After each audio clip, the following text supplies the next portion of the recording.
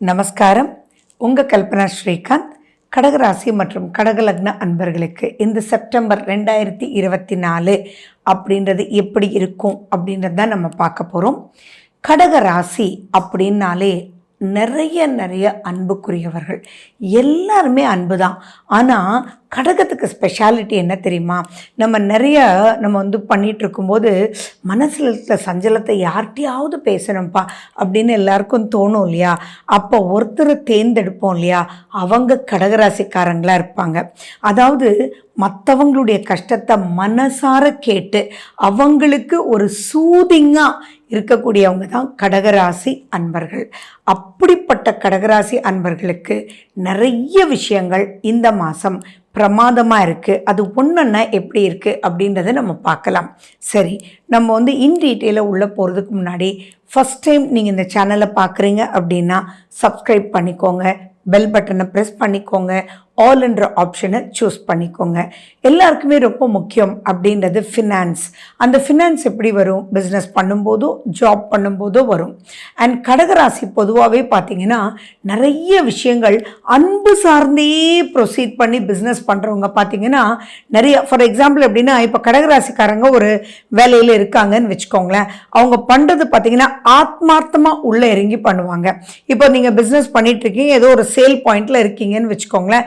நீங்கள் கடகராசியாக இருந்தால் இப்போ எடுத்து போடுறீங்களே ஒரு ட்ரெஸ் மெட்டீரியல்னு கூட வச்சுக்கலாம். இல்லை எந்த ஒரு பிஸ்னஸாக இருந்தாலும் அவங்களோட நீங்கள் போய், மேடம் இந்த பிளாக் கலருக்கு இது ரொம்ப நல்லா இருக்குமே, இது உங்களுக்கு ரொம்ப நல்லா இருந்தது, நீங்கள் இப்போ எடுத்து வச்ச ட்ரெஸ் இந்த கலர் அதுக்கு இதுக்கு ஆப்போசிட்டாக இருக்குது அப்படின்னு அவங்களுடைய ஷூஸில் நின்னே அவங்களுக்காக ஒர்க் பண்ணுவாங்க.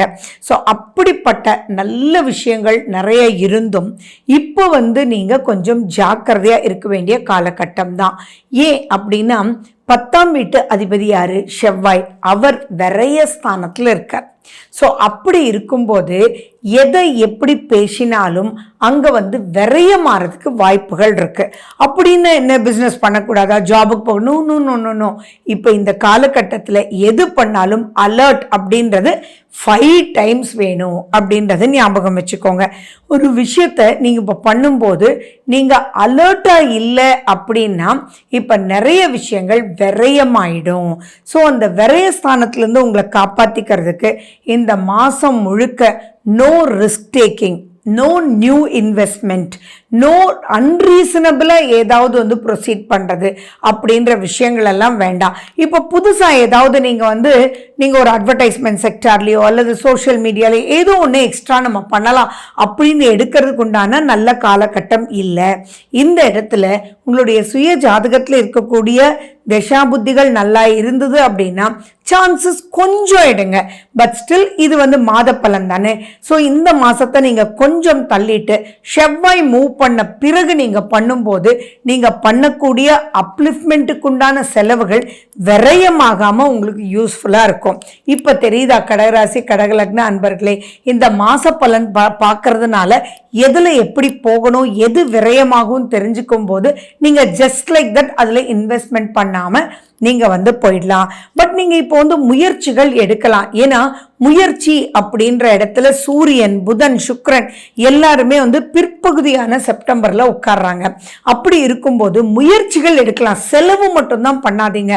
அனலைஸ் பண்ணுங்க, ப்ராஜெக்ட் ரிப்போர்ட் எழுதுங்க, பலரை கூப்பிட்டு பேசுங்க, கம்யூனிகேஷனை நீங்கள் இன்க்ரீஸ் பண்ணிக்கோங்க. இதெல்லாம் நீங்கள் பண்ணுங்களே ஒழிய பட் அதை அப்ளை பண்ணிட வேண்டான்றது தான் நான் சொல்ல வரேன். அதே மாதிரி பார்த்தீங்கன்னா கடன் அப்படின்ற ஒரு விஷயத்துக்குள்ளே இப்போ நுழைஞ்சிட வேண்டாம். யார் கூப்பிட்டு கடன் கொடுத்தாலும் இப்போ வேண்டாமே, வெயிட் பண்ணுங்க, தேவைன்னா நான் வாங்கிக்கிறேன் அப்படின்ற ஒரு கான்செப்டோட நீங்கள் ப்ரொசீட் பண்ணணும். இல்லை அப்படின்னா பெரிய சிக்கலுக்குள்ள மாற்றுறதுக்கு வாய்ப்புகள் இருக்கு. அண்ட் மேலும் பார்த்தீங்கன்னா உங்களுடைய 5ஆம் வீட்டு அதிபதியும் உங்களுக்கு செவ்வாய் தான். ஸோ அந்த 5ஆம் வீட்டு அதிபதி செவ்வாயா இருந்து அவர் விரயஸ்தானத்தில் இருக்கிறதுனால பூர்வீக சொத்து வச்சு நீங்கள் ஏதாவது வாங்கலாம். ஒரு டாக்குமெண்ட்டை நீங்கள் வச்சு நீங்கள் ஏதாவது பணம் வாங்கலாம். இதுதான் நமக்கு இருக்கே, இவ்வளோ பெரிய சொத்து இருக்கே, ஆனால் நமக்கு வேண்டிய பணம் குறைவு தானே அப்படின்ற ஒரு விஷயத்தில் கூட எதுவுமே பிளட்ஜ் பண்ணி நீங்கள் வாங்கிட வேண்டாம். ஸோ இந்த மாதம் this month is called a planning month but not an execution month. பொதுவாகவே நீங்கள் யோசிச்சு பாருங்கள், இப்போதைக்குள்ள கொஞ்ச நாளாகவே அறியாத பயம் கடகராசி மக்கள் மனசுக்குள்ளே இருக்கும். அது ஏதோ ஒரு பயம். இனி அதாவது நிறைய பேர் என்கிட்ட சொல்கிறது என்னென்னா, ஒரே நெகட்டிவாக இருக்குது, என்னவோ ஒரு கான்செப்டே புரியலை, ஏதோ ஒரு டென்ஷனாகவே இருக்குது அப்படின்றதெல்லாம் சொல்கிறீங்க இல்லையா? அதெல்லாம் காரணம் வந்து உங்களுடைய 12ஆம் வீட்டில் செவ்வாய் இருக்கிறதுனால தான். அதாவது எந்த ஒரு பிரச்சனையும் நேர்முகமாக வந்துட்டா யாராக இருந்தாலும் சமாளிக்கலாம். ஆனால் 12ல் செவ்வாய் இருக்கும்போது ஏதோ ஒரு போர் பின்னாடி வர்ற மாதிரியே இருக்கும். அப்போ அந்த போர்னுடைய நிலையை என்னன்னு தெரிஞ்சுக்காம எப்படி யூகம் பண்றது? ஸோ அந்த இடத்துல தான் எல்லாருமே வந்து ஸ்டக்கா இருக்கீங்க. ஸோ அப்போ கடகராசி பொதுவாகவே பார்த்தீங்கன்னா உங்களுடைய மைண்ட் எனர்ஜி வந்து it is not clear, something something அப்படின்ற மாதிரி இருக்கு. அப்போ அந்த சந்திரனுக்கு ரொம்ப முக்கியத்துவம் நீங்க கொடுக்கணும். சந்திரன் அப்படின்னா உங்களுக்கு திருப்பதி அண்ட் பௌர்ணமி, நிலா, இதெல்லாம் தான். ஸோ நீங்க மெடிடேஷன்றது ரொம்ப கான்சென்ட்ரேட் பண்ணீங்க அப்படின்னா உங்களுக்கு ஈஸியாக அந்த பயம்ன்ற உணர்வுலேருந்து வந்துடும். ஏன்னா நான் ஒவ்வொரு சப்ஜெக்ட் பேசுறதுக்கு முன்னாடி இந்த பயம்ன்ற விஷயத்தை ஏன் இவ்வளோ ஹைலைட் பண்ணுறேன்னா, பயத்தோட எந்த ஒரு சப்ஜெக்ட் நம்ம பண்ணினாலும், ஏன் நிறைய பேருக்கு இந்த எக்ஸ்பீரியன்ஸ் இருக்கும், எக்ஸாம் ஹாலுக்கு பயத்தோடு போகும்போது அண்ட் இஸ் இன் அப்படின்ற ஸ்பெல்லிங் கூட நமக்கு மறந்துடும் இல்லையா? ஸோ அந்த பயத்தை ஒதுக்கி வைக்கிறதுக்கு உண்டான விஷயத்தை தான் நீங்கள் பண்ணணும். அப்போ ஃபர்ஸ்ட் அண்ட் ஃபார்மோஸ்ட் முருகனை கையில் பிடிச்சிக்கோங்க, துர்கை அம்மனை கையில் பிடிச்சிக்கோங்க. இந்த இடத்துக்கெல்லாம் இந்த முருகனுடைய கோயிலில் என்ன இருக்குது? அரளிப்பூக்கள் இருக்குது. துர்கை அம்மனுடைய கோயிலுக்கு போங்க, நிறைய எலுமிச்சை பழங்கள் இருக்குது. அதெல்லாம் நமக்கு என்ன பண்ணும் அப்படின்னா, அதை நம்ம இன்ஹேல் பண்ணும்போது ஆட்டோமேட்டிக்காக நமக்கு அந்த பய உணர்வு வந்து போயிடும். ஸோ இப்படி தான் நீங்கள் டெய்லி ரொட்டீனாகவே உங்கள் வீட்டுக்கு பக்கத்தில் இருக்கக்கூடிய அம்மன் கோயில்களுக்கோ முருகன் கோயிலுக்கோ டெய்லி போயிட்டு உங்களுடைய தொழில், உங்களுடைய ஜாப் எதுவாக இருந்தாலும் தொடங்கும் போது அந்த பய உணர்வை விட்டு வரும்போது ஃபினான்ஸை நீங்கள் ஈஸியாக மேனேஜ் பண்ணிடலாம். இதில் குரு லாபஸ்தானத்தில் தான் இருக்காரு. ஸோ ஃபைனலி ஒன்றுமே மோசம் போகாது, பயப்படவே வேண்டாம். ஏன்னா லாபஸ்தானத்தில் குரு இருக்கும்போது உங்களுக்கு கை கொடுத்து காப்பாற்றிடுவார். ஸோ அகலக்கால் மட்டும் வச்சிடாதீங்க. அப்போ குருன்னா யாரு? யாரும் நல்லவங்க இல்லையா? ஸோ நீங்கள் ஒரு விஷயம் செய்கிறதுக்கு முன்னாடி நீங்கள் நல்லா இருக்கணும்னு யார் நினைப்பாங்களோ அவங்களோட டிஸ்கஸ் பண்ணி, அல்லது குருன்னா it's call head people who has great knowledge. அப்போது நல்ல நாலேஜ் இருக்கிறவங்ககிட்ட போய் என்னப்பா நான் இது இப்படி பண்ணலாமா பண்ணக்கூடாதா அப்படின்னு ஒரு 4 பேர்கிட்ட கருத்துகள் கேளுங்க. அதை அப்படியே வச்சுக்கோங்க. அடுத்த மாதம் அதை அப்ளை பண்ணீங்க அப்படின்னா உங்களுடைய பிஸ்னஸ், ஜாப் எதுவாக இருந்தாலும் கரெக்டாக எடுத்துகிட்டு போய் ஃபினான்ஷியல் அப்லிஃப்ட்மெண்ட் ரொம்ப ரொம்ப நல்லா இருக்கும். அதே மாதிரி யாருக்கும் இந்த மாதம் கடன் கொடுப்பது அவ்வளவு கரெக்ட் கிடையாது. அதே மாதிரி கடன் நீங்கள் வாங்கியிருப்பீங்க இல்லையா, அவங்களுக்கு கூட கால் பண்ணி நீங்கள் சார் இந்த மாதம் வந்து 10,000 மாதம் கொடுப்பேன், ஆனால் இப்போ வந்து நான் இந்த மாதம் கம்மியாக தான் கொடுக்க முடியுன்றது முன்னாடியே நீங்கள் சொல்லிடுங்க. யார்கிட்டையுமே பகைமை பாராட்டாமல் மூவ் பண்ணிட்டீங்கன்னா திங்ஸ் வில் பி ரியலி குட்ன்றது ஞாபகம் வச்சுக்கோங்க. சொன்னால் என்ன மேடம் சத்தம் போட மாட்டாங்களா அப்படின்னு? மாட்டாங்க, ஏன்னா அங்கே குரு நல்லா இருக்கார், அப்போ புரிஞ்சுக்குவாங்க. ஸோ இப்படித்தான் நீங்கள் வந்து யூஸ் பண்ணிக்கணும். அப்போ தான் எந்த ஒரு விஷயத்துக்குள்ளேயும் மாட்டாமல் இருப்பீங்க. 2ஆம் வீடுன்னு சொல்கிறது குடும்பம். அந்த குடும்பம்ன்ற ஸ்தானத்தில் சூரியன் வந்து ஃபர்ஸ்ட் ஹாஃபில் ரொம்ப ரொம்ப நல்லா இருக்கார். அப்போ அந்த குடும்பம்ன்ற விஷயத்தில் பல விஷயங்கள் ஒன்றும் மைனஸ் இல்லை. மற்ற விஷயத்தில் எப்படி இருந்தாலும் குடும்பத்தில் வந்து உங்களை புரிஞ்சுக்குவாங்கன்றது ஞாபகம் வச்சுக்கோங்க. அதே மாதிரி சூரியன் வந்து ஆட்சி பெறார். ஆட்சின்னா ராஜாவா இருக்கார். அப்போ ஃபேமிலி வந்து உங்களை புரிஞ்சுக்கும், அரவணைக்கும். ஆனால் கமிட்மெண்ட் டுவர்ட்ஸ் தி ஃபேமிலியும் அங்கே இருந்துட்டு இருக்குன்றதும் மைண்டில் வச்சுக்கணும். அதே மாதிரி 3ஆம் வீட்டில் கேது இருக்கார். அப்படி இருக்கும்போது நிறைய முயற்சிகள் அவர் எடுக்க வைப்பார், நிறைய குழப்பங்கள் கொடுப்பார். அதாவது எப்படின்னா இது பண்ணலான்னு தோணும், ஆனால் அது பண்ணும்போது அங்கே இருக்கக்கூடிய நெகட்டிவிட்டி கண்ணில் படும். அப்போ என்ன நினைப்போம்? அச்சச்சோ என்னடான்னு நினைப்போம். அது தப்பு. எப்பயுமே ரொம்ப ஸ்மூத்தாக போச்சுன்னா நம்ம நெகட்டிவிட்டி கண்ணில் படலைன்னு அர்த்தம். அந்த நெகட்டிவிட்டி கண்ணில் பட்டாதான் ஆட்டோமேட்டிக்காக அதை எப்படி நம்ம கரெக்ட் பண்ணணும், கரெக்ட் பண்ணிட்டு கால் வைக்கும்போது திங்ஸ் வந்து பாசிட்டிவாக இருக்கும். அதே மாதிரி அதே 3ஆம் வீட்டுக்கு தான் உங்களுக்கு சூரியனும் போக போகிறார் நெக்ஸ்ட் ஹாஃபில். அங்கே தான் சுக்கிரனும் இருக்காரு டில் 18th. அப்போ பார்த்தீங்க அப்படின்னா நிறைய விஷயங்கள் அந்த 3ஆம் வீடுன்னு சொல்கிறது மிக முக்கியமான ஒரு வீடுங்க. 3ஆம் வீடுன்றது முயற்சி தான் திருவினை ஆக்கும். ஸோ பல முயற்சிகள் இந்த மாதத்தில் உங்களுக்கு எடுக்க வைக்கும்.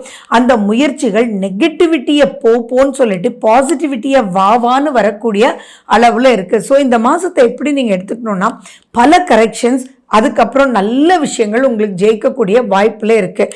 9ஆம் வீட்டில் ராகு இருக்குது. ஸோ அதனால நீங்கள் உங்களுடைய தந்தையுடன் பேசும்போதும் செய்யும் போதும் கொஞ்சம் கேர்ஃபுல்லாக இருக்கணும். இப்போ ஒரு பிஸ்னஸே நீங்கள் அப்பாவோட சேர்ந்து பண்ணுறீங்க அப்படின்னா நிறைய ஸ்பீட் எடுக்க வைக்கும். ஆனால் அப்பா அங்கே பிரேக் போடுவார். அந்த பிரேக்ஸ் இதை அக்செப்ட் பண்ணுங்க. இதை நோ அப்படின்னு கோவப்படாமல் நீங்கள் அக்செப்ட் பண்ணிட்டீங்க அப்படின்னா விரயம்ன்றது உங்களுக்கு தடுத்துரும். குழந்தைகள் அப்படின்னு வரும்போதும் செவ்வாய் அப்படின்ற இடம் தான் உங்களுக்கு விருச்சிகம் தான் குழந்தை ஸ்தானம். அப்போ அது செவ்வாய். ஸோ குழந்தைகளுக்கு அடிபடுறது, குழந்தைகளுக்கு சில செலவுகள் பண்ணுறது, குழந்தைகளுடைய ஆரோக்கியத்தில் எச்சரிக்கையாக இருக்கணும். குழந்தைகளுக்காக பல விஷயங்கள் நீங்கள் பண்ண போய் அது தேவையில்லாத செலவில் போய் முடியறதுக்கும் வாய்ப்புகள் இருக்கு. ஸோ செலவு பணம் அப்படின்னு எது வந்தாலும் இந்த மாதம் அவ்வளவு திருப்திகரமான ஒரு நிலை இல்லை. ஆரோக்கியம்ன்ற விஷயத்தில் ரொம்ப ரொம்ப கேர்ஃபுல்லாக இருக்கணும். மன ஆரோக்கியத்தில் ரொம்ப ரொம்ப கேர்ஃபுல்லாக இருக்கணும். அலர்ஜி வரக்கூடிய வாய்ப்புகள் இருக்குது. நல்லா தூங்குங்க, மைண்டை ரிலாக்ஸ்டாக வச்சுக்கோங்க. இன்றைக்கி ரிலாக்ஸேஷன் டெக்னிக்ஸ்ன்னு போட்டிங்கன்னா எக்கச்சக்கமாக வந்துட்டுருக்கு. அதில் உங்கள் மனசுக்கு எது தோணுதோ அதை பண்ணுங்கள். நீங்கள் தயவு செஞ்சு நீங்கள் தூங்குகிற இடத்துல உங்களுடைய பெட்ரூமில் நார்த் ஈஸ்ட் கார்னரில் ஒரு சால்ட் வாட்டர் பவுல் வைங்க. அது தண்ணியில் உப்பு போட்டு ஒரு பிளாஸ்டிக்கில் நீங்கள் வைங்க. அது டெய்லி எடுத்து நீங்கள் அதை டிஸ்போஸ் பண்ணிவிடுங்க. இதை மட்டும் பண்ணிட்டு இருந்தாலே பார்த்தீங்கன்னா உங்களுக்கு மனசு கொஞ்சம் கிளாரிட்டி கிடைக்கும். அண்ட் செப்டம்பர் 7ஆம் தேதி ரொம்ப முக்கியமாக விநாயகர் சதுர்த்தி. அந்த கேதுன்ற விஷயத்த, குழப்பம்ன்ற விஷயத்த, பயம்ன்ற விஷயத்த உங்களுக்கு தெளிவுபடுத்தக்கூடிய ஒரு அற்புதமான நாள். அண்ட் மேலும் 3ஆம் தேதி உங்களுக்கு அமாவாசை. அது குழந்தைகள் நலனுக்காக கொண்டாடக்கூடிய ஒரு அற்புதமான ஒரு அமாவாசை தான் இந்த மாதம் வரக்கூடிய அமாவாசை. ஸோ அதையும் நீங்கள் கொண்டாடணும். இந்த மாதிரி சிறு சிறு விஷயங்கள் நீங்கள் இந்த மாதம் கொஞ்சம் ரிலாக்ஸ்டாக இருந்து நீங்கள் பண்ணிட்டீங்க அப்படின்னா நெக்ஸ்ட் வரக்கூடிய மந்த்தெல்லாம் ரொம்ப ரொம்ப ரொம்ப நல்லா இருக்கு. ஸோ தொடர்ந்து உங்களுக்கு ஒவ்வொரு மாதமும் எப்படி இருக்கணும் அப்படின்னு நான் சொல்லிகிட்டே தான் இருப்பேன். ஸோ நீங்கள் தொடர்ந்து சேனலை பார்த்துட்ருங்க. அதில் நிறைய விஷயங்களை இங்கே யூஸ் பண்ணி நீங்கள் பலன் பெறணும் அப்படின்றது தான் என்னுடைய உண்மையான ஆசை. மேலும் பல விஷயங்கள் நீங்கள் தெரிஞ்சுக்க தொடர்ந்து நம்ம சேனலை பாருங்கள். நன்றி, வணக்கம்.